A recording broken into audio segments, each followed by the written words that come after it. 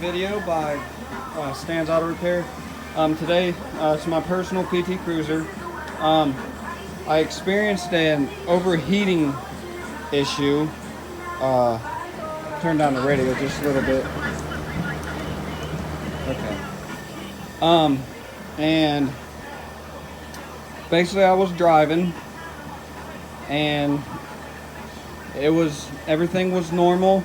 Everything was good. I pull into Exxon to get some gas, you know, put some 100% fuel in here because London seems to love straight fuel, no ethanol in it whatsoever, just 100%, like, you know, what I remember my mom putting in the car back in the 80s before ethanol. But I did a lot of research on the forums on overheating issues, and it turns out the PT Cruiser, especially the 2002, because I've seen a lot of people posting about their 2002, and this just happens to be a 2002. Overheating issues. I've already had it once before. Turned out the radiator was completely clogged, the thermostat was bad, the heater core was clogged. I mean, so I had a complete flush, heater core flush, new thermostat, new hose, up and lower, brand new radiator, as you can see. So I did a little more digging, because since I know everything's been replaced and everything's not that old, the only other issue I'm noticing is I think the low speed on the fan is not operating, but high is. So I'm gonna have to do a little more diagnosis in that. Because I pulled the high relay and bam, fan went off. But it never came on when it was supposed to, the low fan. I noticed the needle was creeping up and the fan never kicked on. But then it started getting higher, and then the high speed fan kicked on, the one that runs when the AC compressor's on. So I'm thinking that portion, either the relay's bad or the fan low speed is bad. That's another thing that is notorious for PT Cruisers. The low will be the first to burn out. But then there's another thing that can cause overheating in your PT Cruiser. Let me get a flashlight. So what I had to do was take off the front. The grill is, let's see, give me some light here. The grill, the bolts up here for the plastic grill is 9/32s. The bolts that hold on the radiator support, which is here, here, and here, are 10mm, and the two bolts that go into the side to hold the condenser on are 10mm. But then you have these three bolts that hold on that. I'm not 100% for sure what those are, because I was using my special tool that has multi sockets. I'll figure out what it is, and I'll list the size of that bolt so you know, because all you need is 3 sockets. This pulled the nuts off right there just fine, and then I used my little 1/4 inch to get the 10mm. But down in between here, down on the bottom, if I can get this to show, you can kind of see how it's clear here. Let me see if I can get this to focus. Right down there, see how you see debris all down through there? So all those fins and the radiator all the way down through there are clogged. So I got this. I just happen to have a compressor. So let's see. Nope. So I'm gonna have to get a brush and get down there and gently brush that. Gently brush that. If I can get this to move a little bit more, it might have a couple more bolts Let me look. Yeah, we do. It's on the other side. It's another 10 millimeter, and then we have a 10 millimeter here and a 10 millimeter down there.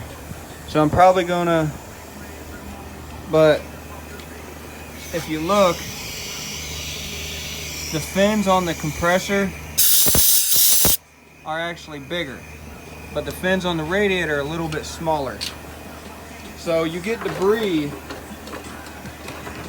down in here, and that can cause you to get overheating because the bottom portion of the radiator down here is not getting cool. So as the fluid flows through, it's circulating, but it's not cooling down here. Plus, if you look, you got the bumper that's pretty much in the way, and then you have the grill down here, but this is mainly more for the transmission coolant radiator. So the fan helps by pulling air through the radiator. So you have to get down there and clean that, which I'm gonna do, and then hopefully that fixes my overheating issue. And then I'm gonna look into the fan, but more than likely what I'm gonna have to do is I'm gonna have to pull the fan out in order to get to those bolts down here. I'm gonna have to get the fan out of the way, and then once I do that, then I can get down in there and I can get the fins cleaned out. So thank you all for watching. Please subscribe if you haven't subscribed, and comment down below and ask me any questions, because I'll do my best to answer them and give them the best knowledge as I can. And to one of my fellow subscribers, had a similar issue to what I have here, overheating, and can't figure it out. So if you watch this and you haven't done that yet, check in between the radiator and the condenser here, because that is probably what it is your radiator down on the bottom is dirty and clogged, so it needs to be cleaned out. So alright, again, thank you all for watching this continuation of the video. I had to remove the air intake, air filter box, battery tray, be able to get down there and get the other bolt. Then I scooted the fan this way, able to get the radiator pushed this way, and able to move this out at least this far. But I'm gonna start, this is how you can tell it's dirty. Just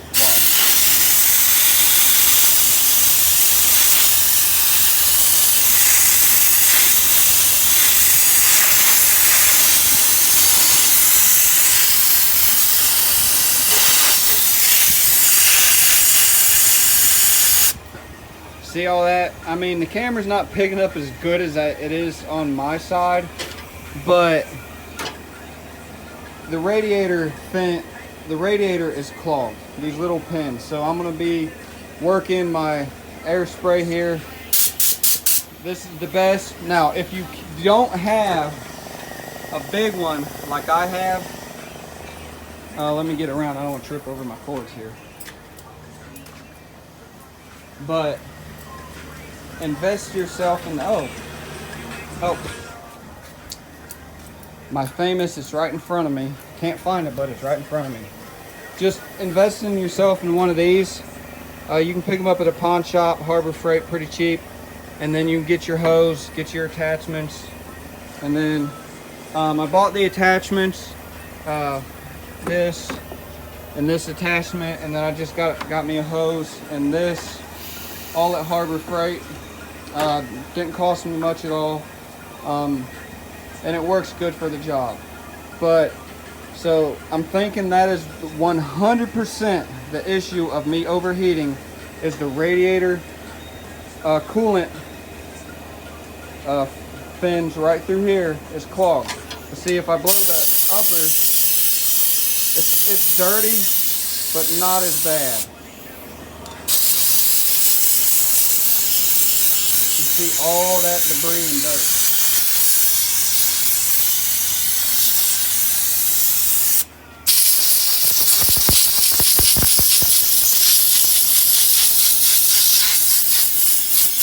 And the AC condenser is also dirty. So I'm gonna go ahead and clean it first and then do the radiator and then spray off the inside. But that's what it is, folks. Is this call. So cleaning this out, car should run cooler, and also the AC should be colder, because I've already topped off the AC refrigerant R134. It's already been topped off. Alright guys, got her all back together. She seems to be running a little bit smoother now, and the temperature gauge staying steady. I do have the AC on. Let's go ahead and crank it up a little bit. It is a little bit colder since I've cleaned that up. Which is nice. But even with the AC on max and sitting here idling, because when I overheated, I was actually sitting at the gas pump calculating how much I needed to fuel the tank, how much money I need to put in there, and that's when I noticed it overheating. When I came back and started the car, the temperature light was actually on. But it looks like cleaning the radiator and getting all that debris blown off and out of the cooling lines did a tremendous help in fixing the overheating issue. Alright, thank you for watching. Y'all have a blessed day.